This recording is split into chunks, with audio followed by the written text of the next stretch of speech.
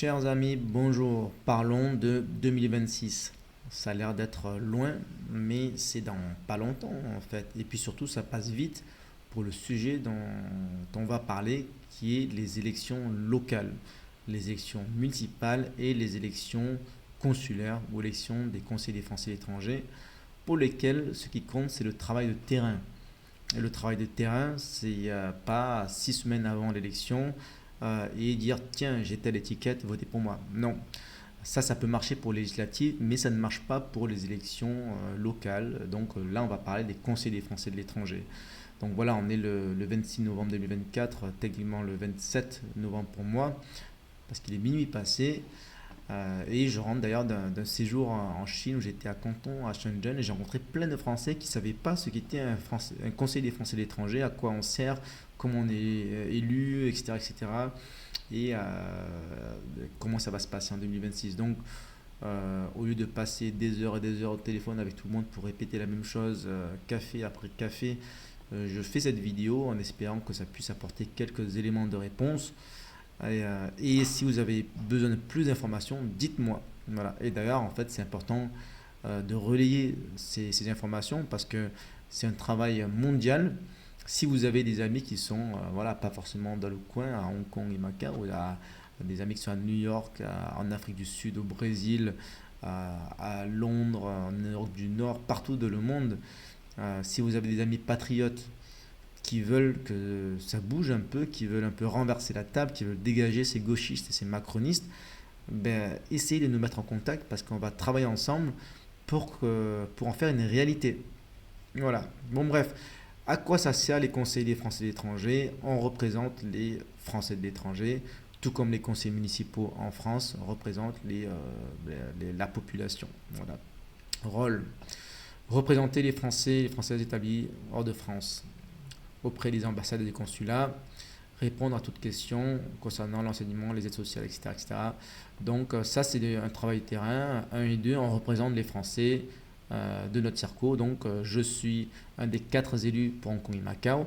Donc tous les 4, avec mes 3 autres collègues, on représente les Français qui sont installés à Hong Kong et Macao, qui sont enregistrés auprès du consulat et qui ont voté pour nous. Si vous êtes à Pékin, vous ne pouvez pas voter pour nous parce que ce n'est pas la même circonscription. Et pour être candidat, il faut être dans la circo aussi, contrairement aux législatives. Donc, c'est pour ça aussi que c'est plus compliqué pour les grands partis nationaux de mettre des candidats, parce qu'en fait, si vous voulez mettre un candidat de votre parti aux législatives qui n'habite pas en Asie, vous pouvez mettre la comptable du siège, la secrétaire, le photographe, dire allez, toi tu vas être candidat en Asie parce qu'on n'a personne. Ça c'est légal, c'est du parachutage. Voilà. Mais pour les élections consulaires, ce n'est pas possible parce qu'il faut habiter dans la zone et en plus il faut pas seulement une personne, sauf exception, par exemple au Laos il faut une personne, enfin deux avec la suppléante, mais il faut faire des listes. Et en plus de ça, il faut faire des listes paritaires, homme-femme, homme-femme. Donc pour un parti politique dans les bureaux parisiens, trouver 7 personnes, 3 hommes, 4 femmes, 4 hommes, 3 femmes à Hong Kong qui correspondent qui sont d'accord pour mettre leur étiquette et être candidat, c'est plus compliqué.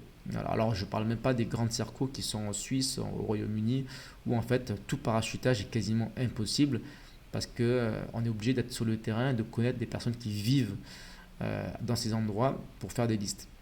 Bon bref, revenons au sujet, quel est leur rôle? On représente nos compatriotes auprès de l'administration, pas que le consulat. Le consulat, c'est-à-dire on va à des réunions au moins 2-3 fois par an, les réunions de conseil consulaire, les bourses scolaires, certaines réunions importantes. C'est pas beaucoup, c'est juste 2-3 réunions par an au moins. Et on doit voter pour les sénatoriales. On vote pour les sénatoriales parce qu'on est des grands électeurs. Donc à Hong Kong et Macao, il n'y a que 4 personnes qui votent pour les élections sénatoriales. Et je suis un des 4 pour l'instant. On verra si ce sera encore le cas en 2026, puisque je peux ne pas être réélu. On verra. Donc, tous ceux qui sont élus en 2026, en mars pour les municipales ou en mai pour les conseillers français étrangers, ils deviennent des grands électeurs. Enfin, pas tous les conseillers municipaux en France, je crois qu'il y a des. Ça dépend. Les maires votent et au-delà des maires, il y a bon, bref, certains sont des grands électeurs parmi les conseillers municipaux. Voilà, en tout cas, ce qui nous intéresse, c'est les Français de l'étranger. Les Français de l'étranger, c'est tous les conseillers Français de l'étranger et les délégués consulaires. Les délégués consulaires, il n'y en a pas en Asie, il y en a surtout en Europe. Alors, je crois qu'il n'y en a qu'en Europe. Je ne sais pas s'il y en a sur le continent américain et africain, je crois pas. Peut-être qu'il y en a. En tout cas, je crois qu'il n'y en a qu'en Europe. C'est là où il y a beaucoup de Français, Royaume-Uni, Suisse. Et donc, on ne peut pas faire des conseils consulaires avec 20-30 personnes. On est obligé d'avoir, je crois que c'est 9 conseillers consulaires maximum. Et ensuite, il y a des délégués consulaires qui ne siègent pas, parce que voilà, on ne va pas mettre des amphithéâtres pour eux, parce qu'il y a tellement de Français en Suisse et au Royaume-Uni, mais ils ont le droit de voter. Donc ils ne sont pas dans les conseils consulaires, donc le rôle n'est pas le 1, enfin le 2 peut-être s'ils veulent répondre à des questions diverses sur horaire d'ouverture du consulat, enseignement, aide sociale, ils peuvent, mais ils ne siègent pas dans les conseils consulaires. Mais par contre, ils font le numéro 3. Ils ont un rôle qui est de voter pour les sénatoriales. Parce que les sénateurs doivent être représentés proportionnellement par le nombre d'habitants, même indirectement. Donc, s'il y a beaucoup de Français en Suisse ou au Royaume-Uni, il faut aussi qu'il y ait beaucoup de grands électeurs. Sinon, c'est pas juste. Sinon, ce serait disproportionné et ce serait pas représentatif. Donc, le mandat, il est de 6 ans, normalement. Là, mon mandat n'est que de 5 ans parce que les élections de 2020 ont été reportées à 2021. Donc, on a perdu un an. Voilà, bon, c'est la vie, hein, à cause du Covid. Mais normalement, c'est 6 ans comme les municipales. Les conseillers municipaux sont élus pour 6 ans et les conseillers consulaires sont élus aussi pour 6 ans. Donc là, les municipales, c'est en mars 2026 et les conseillers français étrangers, c'est en mai. Normalement, c'est peut-être un petit peu avant, un petit peu après, mais normalement, c'est à peu près ces zones-là. C'est ce qui s'était passé en 2021. Et ensuite, les sénatoriales sont en septembre. Et les grands électeurs qui ont été élus en mars et en mai 2026 vont voter pour les sénateurs en septembre de la même année. Ça va être une année chargée. Et c'est important parce que la plupart des gens ne pensent qu'aux présidentielles, aux législatives. Il y a peut-être des législatives anticipées en cas de dissolution en 2025. On imagine même éventuellement des présidentielles en cas de démission de Macron. Il y a plein de scénarios possibles. Il y en a qui me disent qu'il n'y aura pas d'élection pendant un moment parce qu'il y aura une guerre civile ou parce qu'il y aura une guerre nucléaire. Bon, on peut imaginer des scénarios de fou. Mais voilà, pour l'instant, on va se concentrer sur le scénario normal dans lequel il y a les prochaines échéances seront pour les Français de l'étranger en mai 2026 ou un peu avant, un peu après. Voilà. Ben voilà, donc je disais de 1 à 9 conseillers consulaires. Donc il y a maximum 9 conseillers par consulat, par circonscription consulaire. Des conseils consulaires ont lieu 2 fois par an. Donc en fait, le job des élus, je dis ça parce qu'on m'a posé la question, on m'a dit ouais mais moi je bosse, j'ai plein de choses à faire, qu'est-ce que je fais si je suis élu, quel temps ça prend? Mais en fait, techniquement ça prend pas beaucoup de temps parce que le minimum à faire c'est d'aller à 2 réunions par an, 2 ou 3 réunions et de voter pour les sénatoriales. Et c'est obligatoire d'ailleurs, hein. Le vote est obligatoire. Si on ne vote pas et qu'on n'a pas d'excuse valable, on n'est pas allé à l'hôpital, etc. le jour même, on a une amende, je crois que c'est 100 euros, quelque chose comme ça. Voilà. Mais en tout cas, si vous êtes élu, le minimum que vous devez faire, c'est 2 réunions par an au consulat et voter au sénatorial. Ça prend pas beaucoup de temps. Voilà. Mais ça, c'est vraiment le minimum. Il y en a qui font le minimum. Enfin, il y en a qui font même pas le minimum. Il y en a qui font pas ces réunions. Et c'est pas bien. Voilà. Mais normalement, si vous êtes élu pour représenter les Français de l'étranger, il faut faire plus que le minimum. C'est-à-dire, il faut, par exemple, vous êtes invité à pas mal d'événements auxquels vous n'êtes pas obligé d'aller. Commémoration de l'armistice, par exemple, ça c'était il n'y a pas longtemps. Inauguration diverses, 14 juillet. Voilà, normalement, si vous êtes élu, vous devez aller aux cérémonies du 14 juillet. Si vous n'y allez pas, c'est pas grave, mais c'est pas normal. Donc, voilà, donc il y a pas mal d'événements dans lesquels vous devez aller. S'il y a un parlementaire qui vient là où vous êtes, si un député, un sénateur ou quelqu'un qui vient à Hong Kong, par exemple, récemment on a eu la CFE, j'ai eu une anecdote avec la CFE d'ailleurs, bon bref, peu importe, toute personne qui vient à Hong Kong et qui veut rencontrer les représentants de la communauté française rencontre les élus. Les représentants des Français et de l'étranger, c'est qui? C'est le consulat, c'est les écoles, le lycée français, etc. C'est la chambre de commerce, c'est les associations, Alliance française, associations diverses, UFE, Accueil, etc. Et c'est les élus. Donc les élus, c'est les représentants, on va dire, politiques, puisqu'ils sont élus via des élections.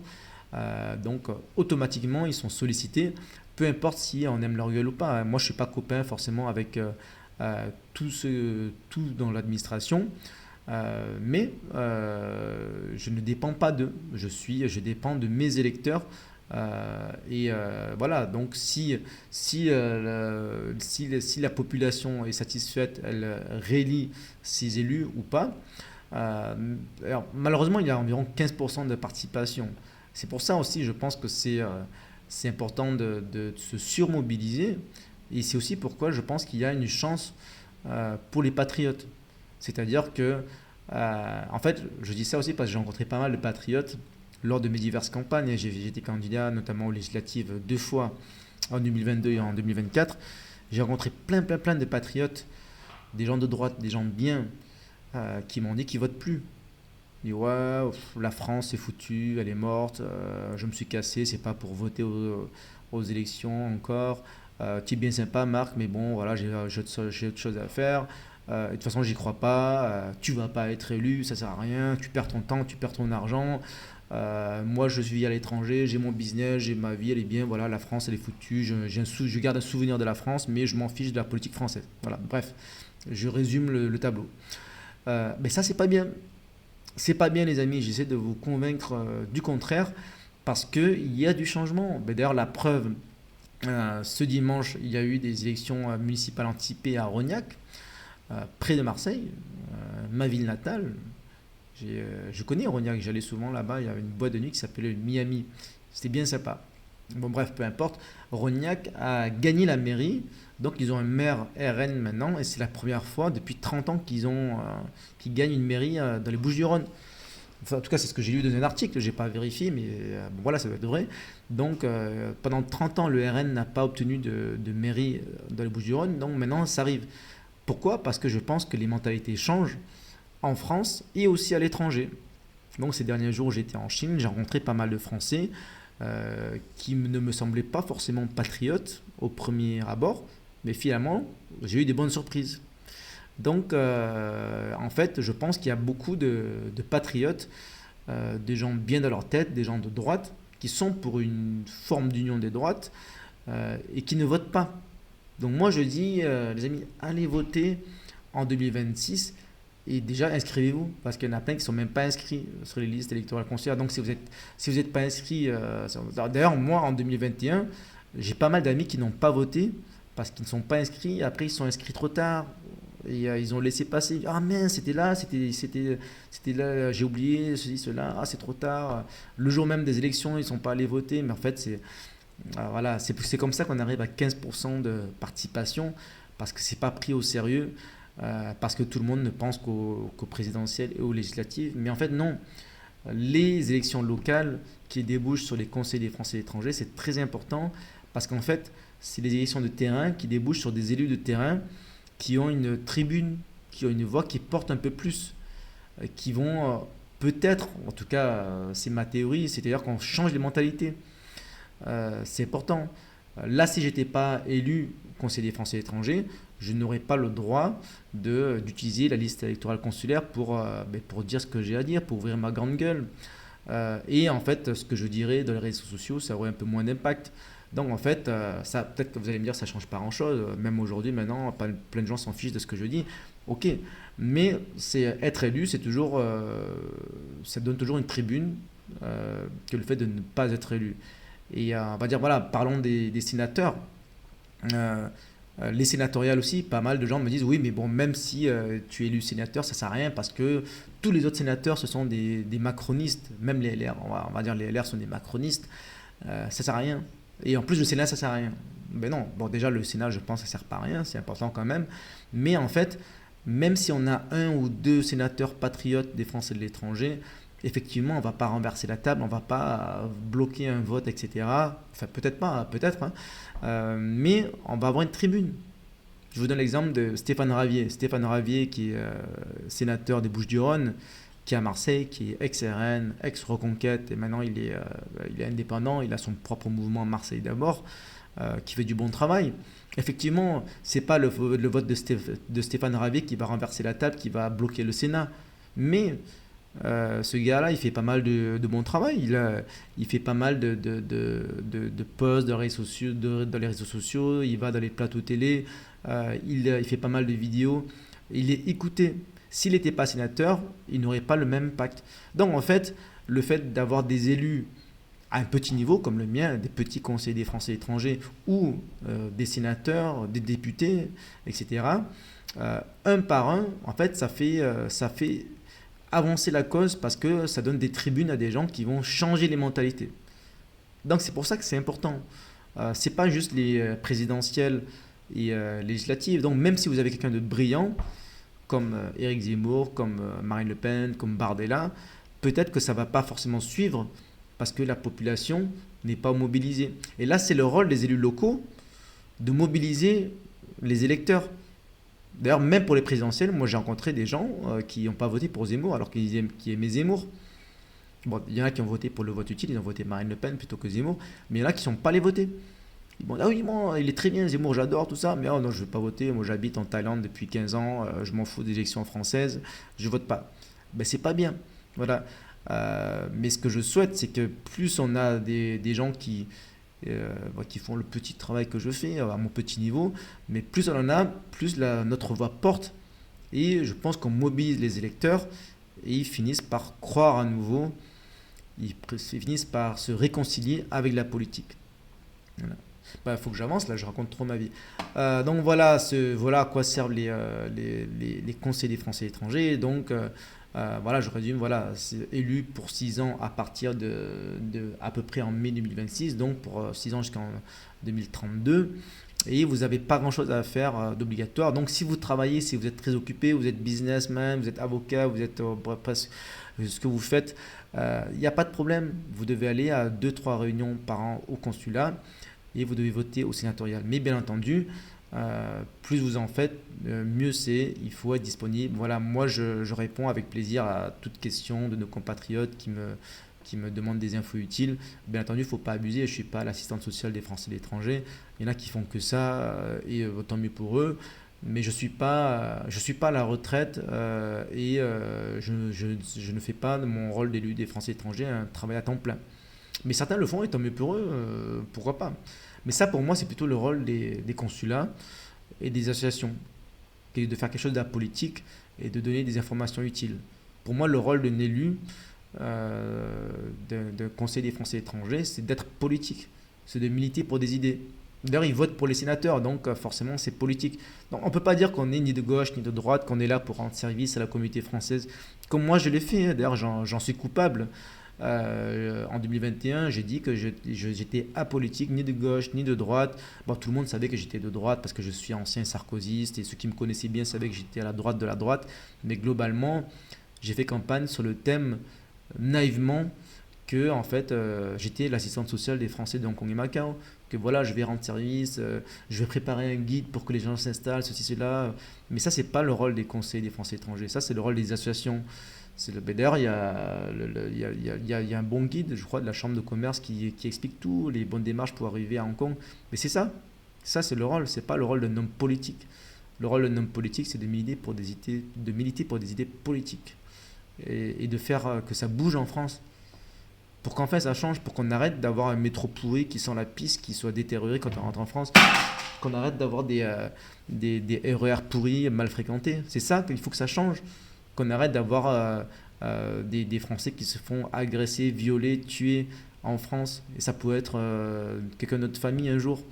Ça, il faut que ça change. Et c'est une façon aussi d'agir pour la France depuis l'étranger. En fait, il y a plein de gens qui disent aussi... si tu fais de la politique, pourquoi tu es à l'étranger, pourquoi tu ne vas pas en France? Ben non, justement, à l'étranger, on peut se battre pour la France. Bon, déjà, la première raison, c'est qu'on n'a pas envie d'être en France, dans l'insécurité, dans les impôts, dans plein de choses qui ne vont pas en France. Mais aussi, depuis l'étranger, on peut rendre service à la France. Donc, c'est ce qu'on fait maintenant, c'est ce que je fais moi. Mais c'est ce que vous pouvez faire vous aussi à à votre niveau, contactez-moi si vous voulez aussi participer à ce combat. Là, ça fait combien de temps que je suis sur ce slide là? Bon, bref.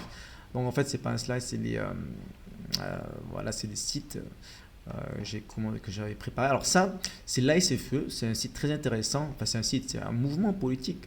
C'est le plus gros mouvement des Français de l'étranger d'ailleurs. D'ailleurs, c'est aussi le but de ma vidéo, c'est de vous renseigner. Plein de gens ne savent pas ce que c'est que l'ASFE. C'est pas mal parce qu'en fait, eux, ils sont.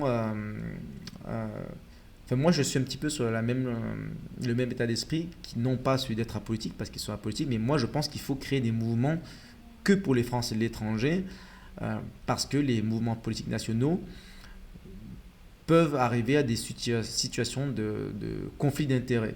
Par exemple, comme récemment, la fiscalité des Français étrangers, l'impôt sur la nationalité. Si vous êtes dans un parti national patriote, il n'est pas impossible que le parti national patriote aille contre les intérêts des Français étrangers et qui soit pour créer un impôt sur la nationalité. Voilà.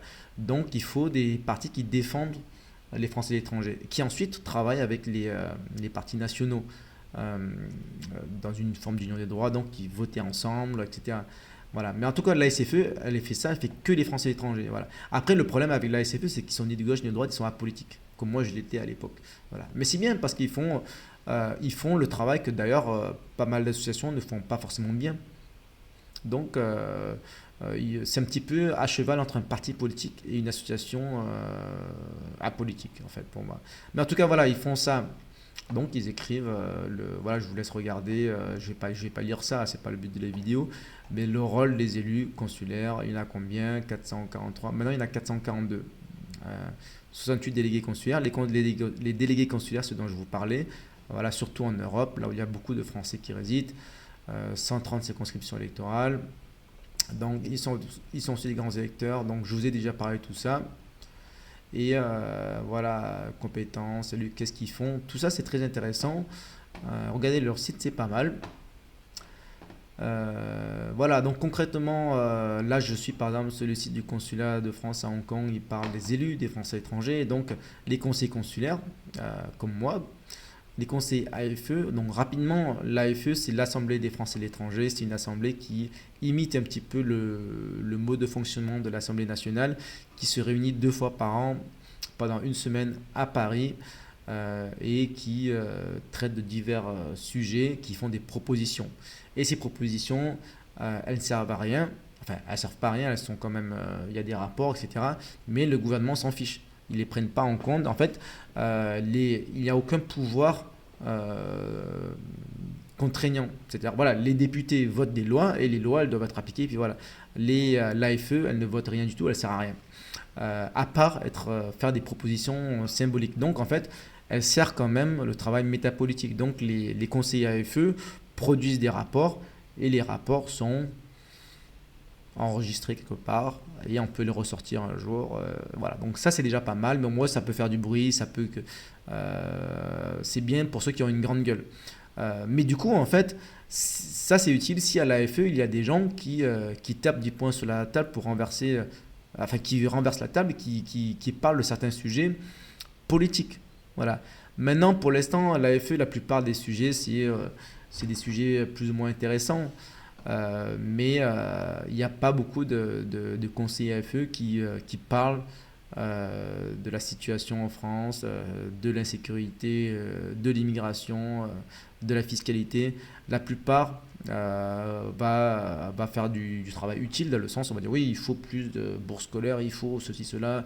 Mais voilà, le système, il y a beaucoup de choses à revoir. Et comment sont élus les conseillers AFE? Ils sont élus par les conseillers des Français étrangers juste un mois après. Donc en mai, vous allez élire 442 conseillers des Français étrangers, ou peut-être plus ou moins, parce qu'en fait, là, 442, c'était en 2021, mais ça peut changer en 2026 en fonction du nombre de Français inscrits. Par exemple, à Hong Kong où je suis, il n'y en aura pas plus, c'est sûr, il n'y en aura pas 5 parce qu'il y a moins de Français qu'avant. Mais si ça descend, je ne sais plus quel est le chiffre, mais si on perd trop de Français à Hong Kong, on peut descendre à 3 élus au lieu de 4 maintenant. Et si on en gagne, je crois qu'il faut passer à 15 000 inscrits, là on est à moins que ça, on est à 11 000 inscrits de mémoire. Hein. si on a beaucoup plus de Français à Hong Kong, bien on aurait un cinquième élu à Hong Kong. Voilà. Ben, pareil, d'ailleurs à Shanghai, à une époque, il y avait plus de Français à Shanghai qu'à Hong Kong. Et il y avait 4 élus à Shanghai. Maintenant, il n'y a plus que 3 élus à Shanghai. Parce qu'il y a moins de Français qui habitent à Shanghai et dans la région. Bon, bref, voilà. Donc tout ça, c'est les conseillers AFE. Ils sont élus par 442 conseillers des Français étrangers dans la situation actuelle. Peut-être qu'en 2026, ce sera 430. Je ne sais pas s'il y a plus de Français ou moins de Français de l'étranger en ce moment. Bon, bref. Et donc, c'est en juin. Donc, en mai, vous avez fait élection des conseillers français étrangers. Et en juin, donc quelques semaines après, vous faites élection des conseillers AFE. Donc, les 442 votent pour 90 d'entre eux. Donc, ils font des listes, etc. Bon, je vous passe les détails.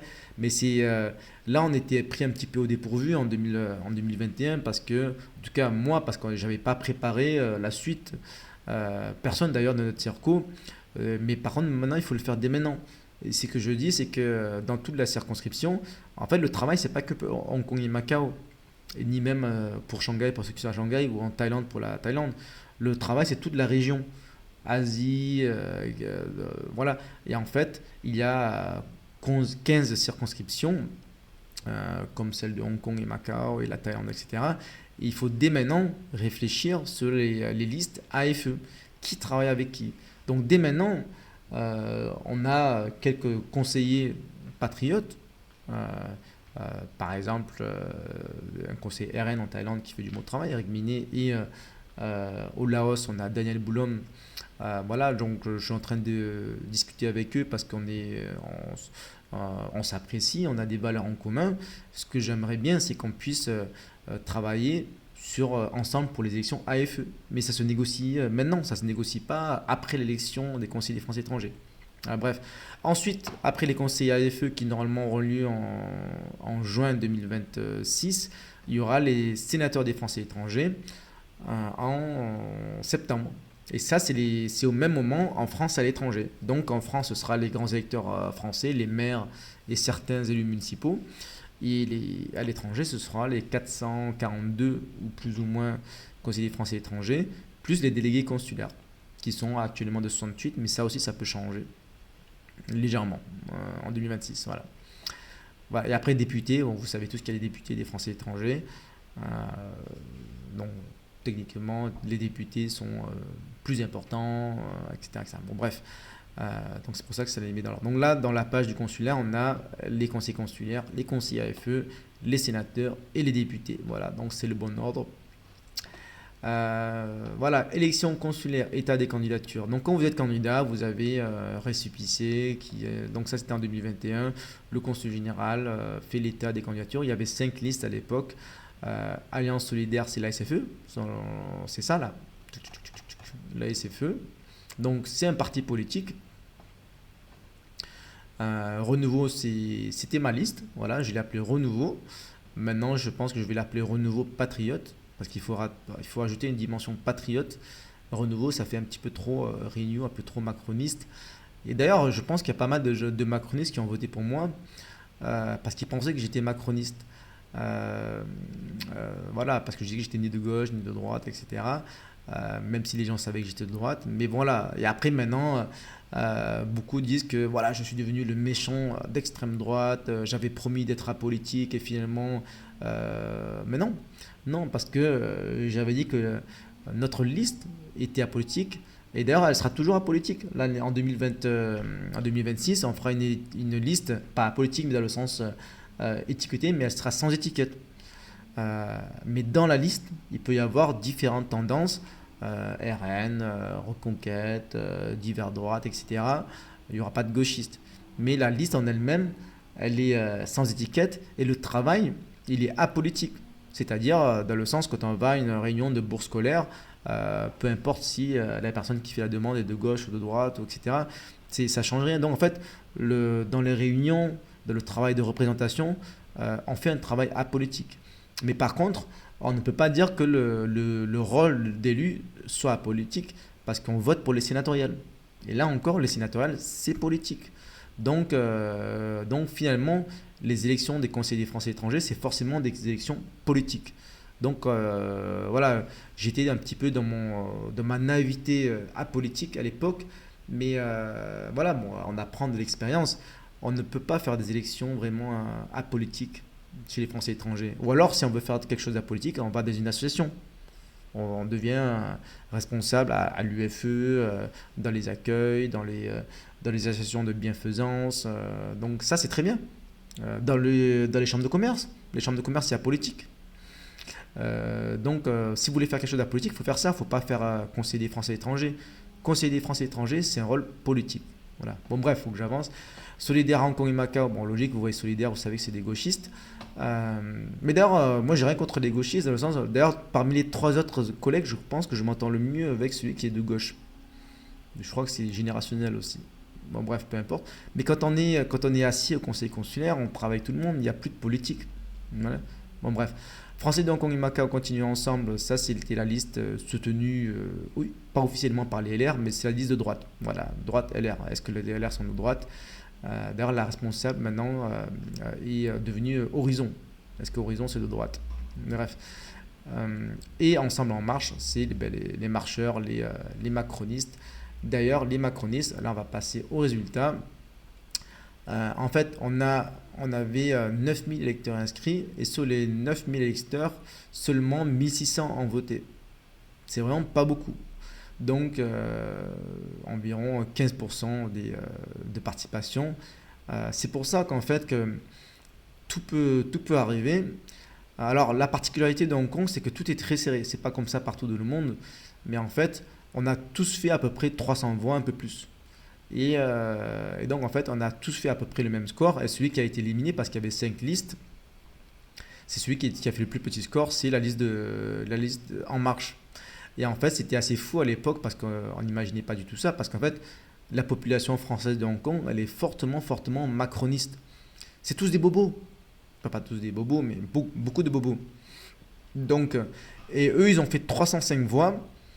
Et ils ont été battus par les gauchistes qui ont fait 307 voix. 2 voix. À 2 voix près. S'il y avait eu 2 ou 3 électeurs macronistes qui s'étaient déplacés, eh bien, ils auraient eu un élu macroniste. Donc c'est pour ça que c'est très important. Le message que je vais vous faire passer, c'est que chaque voix compte. D'ailleurs, moi-même à l'époque, j'avais pas mal d'amis qui n'étaient pas allés voter, ils avaient oublié. Donc ça, en fait, chaque fois que vous dites que voilà, c'est juste une voix, ça va rien changer, mais c'est pas vrai. Une voix, ça change. Là, c'est pas les élections présidentielles, c'est les élections locales. Donc voilà, et je pense qu'en 2026, ce sera à peu près la même configuration. Ce sera environ 300 voix pour un siège. Parce que ce ne sera pas beaucoup plus, parce qu'il y a moins de Français à Hong Kong. Mais cependant, je pense qu'il y aura plus de participation. Il y aura plus de participation parce que je pense que les patriotes vont se mobiliser. Enfin, j'espère, je compte sur vous. Et il y aura aussi beaucoup plus de participation parce qu'il y aura un camp républicain qui se mobilisera pour que je ne sois pas réélu. Donc il y a les gauchistes et macronistes qui vont dire allez voter parce que comme ça Marc Guyon ne sera pas réélu, le facho, le méchant.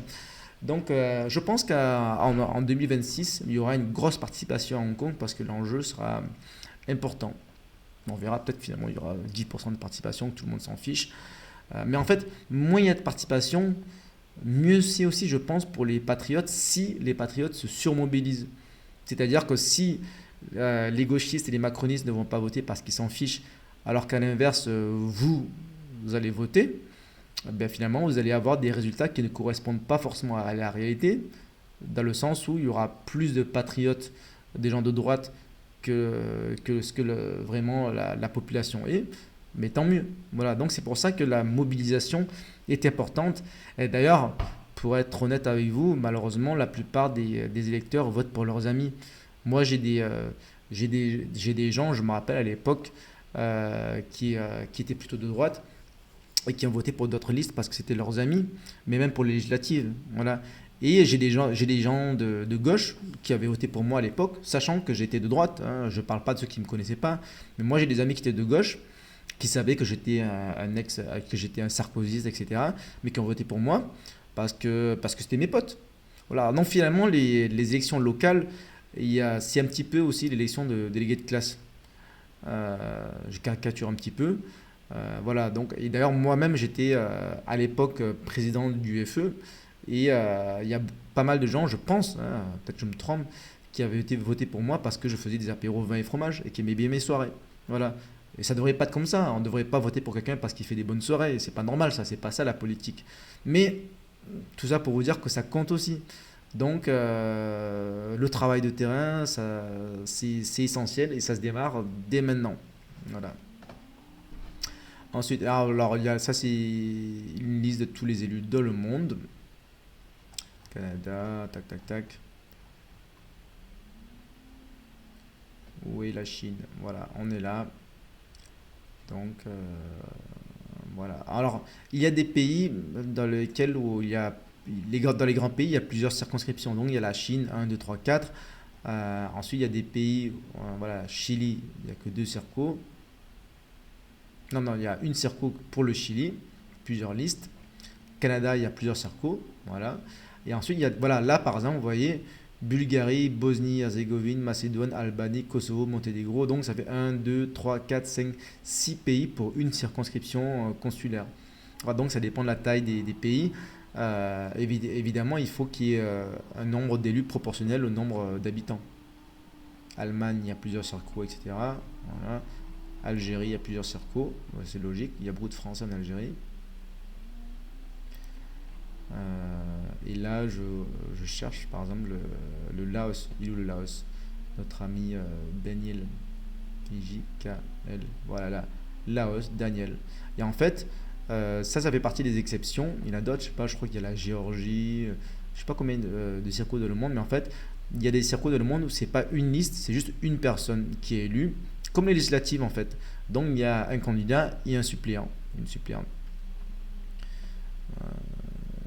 Voilà, bref, donc ça c'est la liste avec tous les élus du monde entier. Vous pouvez aller sur le site de France Diplomatie, vous trouvez ça, hein. Voilà, après on tombe. Vous avez aussi des pages Wikipédia.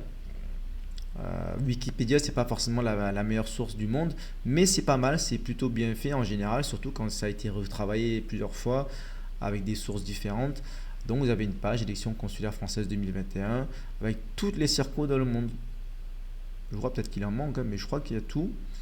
Et là, pareil aussi, hein, vous avez la Chine. Chine 1, 2, 3. Par contre, ils ont mis que les noms de listes. Donc voilà, on a un renouveau, mais on ne sait pas qui c'est. On ne sait pas que c'est. Mais bon, on ne pourra pas, ok. Donc c'est la liste.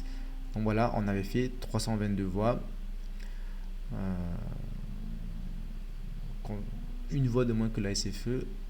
Donc un siège, voilà. Et vous avez. Voilà, maintenant on va parler des sénatoriales.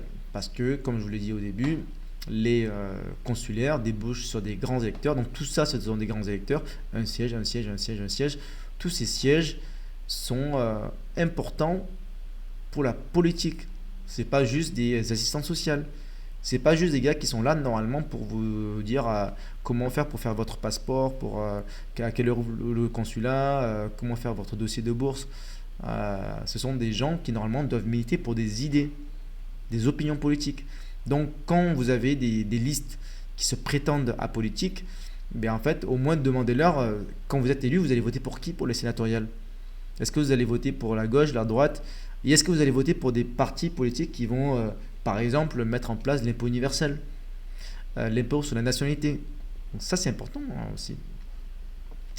Donc, sénatorial 2023, tout le monde peut être candidat au sénatorial, même si vous n'êtes pas élu. D'ailleurs, est-ce qu'il y a des gens qui n'étaient pas élus ce jour-là? Voilà. Mathilde Olivier, je crois qu'elle a été élue. Evelyne, elle est élue. Lui, c'est un élu. Elle, c'est un élu. Hélène Conway, tout ça, c'est des élus. Non, elle, c'était. Non, ça, c'était pas une élue. Donc, en fait, tout le monde peut être candidat. Vous pouvez faire une liste aux élections sénatoriales si vous voulez. D'ailleurs, voilà, ça, c'est la liste Reconquête. C'est d'ailleurs ce qui avait valu mon exclusion. C'est parce qu'il y a un gars qui était en concurrence avec moi. Il avait trouvé une excuse bidon pour me faire virer du parti. Il a réussi. Et finalement, les résultats sont en bas. C'est la seule liste d'ailleurs qui a fait 0 voix. Ah ouais, même l'écologiste Tatiaba Bruni, elle a fait 1 voix. Je sais pas qui a voté pour elle.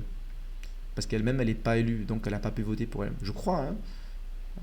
Bon, ben, voilà. Mais en fait, tous les autres, Rassemblement National, ils ont 3 élus, comme je vous en parlais. Un élu en Thaïlande, un élu en Russie, un élu en- au Portugal. Et donc, 3 élus, 3 voix. Ça, c'est normal. Ah, bon, après, ce qu'ils auraient pu faire, c'est convaincre des électeurs de voter pour eux qui n'étaient pas RN. Voilà. Ce que j'ai fait, puisque en fait, voilà, moi je suis extrême droite, je ne suis pas d'extrême droite, mais bon, bref. Euh, on a fait 5 voix, alors que j'étais le seul élu sur la liste. C'est-à-dire que 4 personnes ont adhéré à nos idées. Je les remercie encore. D'ailleurs, je ne les connais pas forcément. J'ai identifié 2 personnes qui ont affirmé avoir voté pour moi. Mais donc, en fait, il y a 2 autres élus, des Français étrangers, qui ont voté pour moi, mais je ne sais pas qui. Je sais qu'il y a une bonne vingtaine de personnes qui m'ont dit qu'elles allaient voter, mais finalement, ça ne s'est pas fait. Donc, en fait, vous voyez, la plupart des grands électeurs, en vérité, votent pour leur camp. C'est très difficile de convaincre les personnes de changer de camp. J'en ai convaincu 4, mais voilà. Et c'est pour ça qu'il est important dès maintenant de travailler sur les consulaires en mai pour constituer nos réseaux de patriotes qui va travailler ensemble pour les élections AFE et les élections consulaires. Et la différence aussi, c'est que en 2023, l'année dernière, euh, on n'a pas eu de renouvellement du corps électoral. Parce que vous savez que les élections consulaires, c'est tous les 3 ans, mais les élections sénatoriales, c'est tous les 3 ans, mais les élections consulaires, c'est tous les 6 ans. Donc, une fois sur deux, il y a un renouvellement. Et donc, une fois sur deux, il n'y a pas de renouvellement. Donc, l'année dernière, il n'y a pas eu de renouvellement. C'est-à-dire, en 2023, ceux qui votent pour les élections de 2023, c'est ceux qui ont été élus en 2021. Donc, malgré le changement de paysage politique en 2022, avec les élections présidentielles, ça n'a pas impacté, ou quasiment pas impacté les sénatoriales. Ça impacte un petit peu parce que s'il y a 4 personnes qui ont voté pour moi, et sachant que j'étais zémourien, voilà quoi. Donc il y a eu une dimension politique, mais c'est assez négligeable. Euh, on peut se demander pourquoi la liste Reconquête a fait 0 alors que c'était l'étiquette Reconquête. Et donc la plupart des grands électeurs savaient que j'étais le meilleur représentant de Reconquête. Donc finalement, ils sont portés sur moi. Mais ça, c'est vraiment parce qu'ils le savent. Mais en fait, pour vraiment changer les choses, il faut un renouvellement du corps électoral. Donc, ce sera en 2026. Donc, en mai 2026, on pourra, si on démarre avec 100, 150 grands électeurs, on peut faire un certain score. Alors que là, en fait, on a démarré avec 0. En fait, le RN a démarré avec 3 grands électeurs. Et ils ont fait 3. C'est tant mieux pour eux. Moi, j'ai démarré avec 1. Donc, je suis passé de 1 à 5 en quelque sorte. On va dire qu'on ne va pas compter ma voix. Forcément, je vais voter pour moi-même. Donc, là, je suis passé de 1 à 5. Eux, ils sont 3 grands électeurs, 3. Et Reconquête, 0 grands électeurs, 0. Mais ce qu'il faudrait, c'est que, voilà, si on fait par exemple des listes au consulaire Renouveau Patriote et qu'on arrive à 100, normalement, on devrait pouvoir retrouver, là, moi je dis 100, mais ce sera peut-être 10, ce sera peut-être 1, ce sera peut-être 0. Hein. Voilà. Mais en tout cas, là, ce qu'on voit, c'est que le premier courant politique des Français étrangers, c'est la SFE, alors qu'au début, alors, historiquement, c'est la droite, enfin la droite, les LR. Là, on regarde les élections de 2021. 2021, résultat. Les résultats, c'était 105 pour les LR et la SFE était deuxième avec 95. Donc ils sont passés de deuxième à premier en 2023. Après, est-ce que ça va se reproduire en 2026? Parce qu'en fait, le fondateur de la SFE, qui avait beaucoup de moyens à la fois financiers et on va dire moral, etc., d'influence, il est décédé l'année dernière. Donc il a été remplacé par la numéro 2 donc il sera rééligible en 2026. Voilà, quelle sera la portée de leur campagne. Voilà, donc moi je pense, peut-être que je me trompe, hein, je pense que déjà même les élus actuels, le corps électoral actuel voterait plus à droite parce que On voit bien que la situation en France est catastrophique et que les macronistes font n'importe quoi, y compris leurs alliés LR. Et c'est pas parce qu'on a mis Retailleau qui est pas mal, hein, moi j'aime bien Retailleau et Michel Barnier que ça va changer grand-chose. Ce sont des gens qui travaillent les macronistes, qui vont faire comme les macronistes. Et globalement, les LR sont ceux qui nous ont mis dans ces situations. Les LR, le PS, les macronistes, tout ce monde, pour moi, c'est du centrisme, avec de la gauche molle et de la droite molle. La France n'a jamais expérimenté la vraie droite ou même la vraie gauche. J'espère pas qu'il y aura l'extrême gauche, il faut qu'on évite ça. Mais en fait, il faut un Trump en France. Et Trump, ce serait jamais un genre de LR. Donc en fait, en France, on a besoin vraiment d'un basculement. Et donc, je pense qu'en 2026, partout dans le monde, chers compatriotes français d'étranger, on pourra se mobiliser pour avoir un maximum de grands électeurs, d'élus vraiment de droite. Et la droite, c'est pas LR, c'est David Lisnard peut-être. Là, je viens d'échanger aujourd'hui avec quelqu'un qui est de Nouvelle Énergie. Moi, j'aime bien David Lisnard. Il est sympa, il passe bien, il a une bonne gueule, mais c'est un LR. Ou alors il est allié avec. Il est toujours un LR, il n'a pas quitté les LR. Il a créé un parti Nouvelle Énergie qui est indépendant des LR. En tout cas, maintenant, il est indépendant. Mais quand même, ça reste quand même la droite molle. Et c'est eux qui nous ont mis dans ces situations. C'est les LR qui nous ont mis dans ces situations, la France. Donc, en fait, est-ce que eux qui nous ont mis dans ces situations, ils peuvent renverser la situation et corriger tous ces problèmes d'immigration, d'insécurité et tout le reste? Je ne sais pas. Et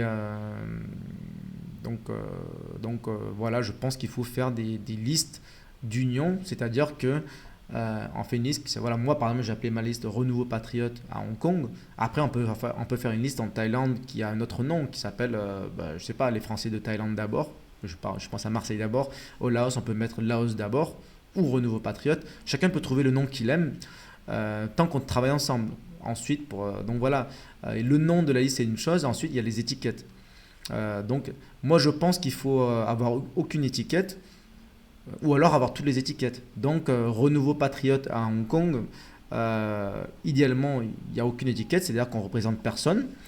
Mais du coup, ça veut dire aussi qu'on travaille tout le monde. Ou alors, il faut toutes les étiquettes. Il faut qu'il y ait l'étiquette RN, l'étiquette Reconquête, l'étiquette IDL, UDR, etc. Là, ça a du sens. C'est tout ou rien. Voilà. Bon, bref.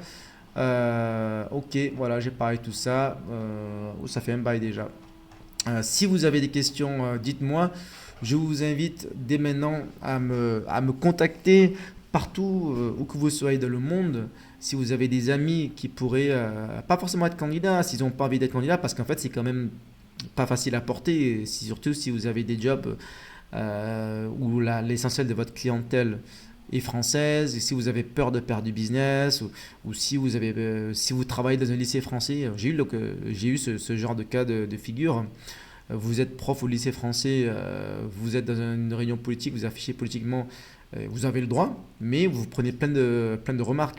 Et donc c'est désagréable, c'est pas sympa, etc. Donc tout le monde ne veut pas être candidat. Par contre, on peut aider la cause sans être candidat. On peut parler autour de soi, on peut faire partie de l'équipe de campagne, d'une liste, voilà. Donc tout est possible. Si vous voulez contribuer à la bonne cause, contactez-moi et on va travailler ensemble. En tout cas, pour l'instant, il faut commencer le travail et constituer des listes. Et après, on verra quelles étiquettes on ajoute à toutes ces listes. Voilà. Ok. À très vite et objectif 2026. Ciao.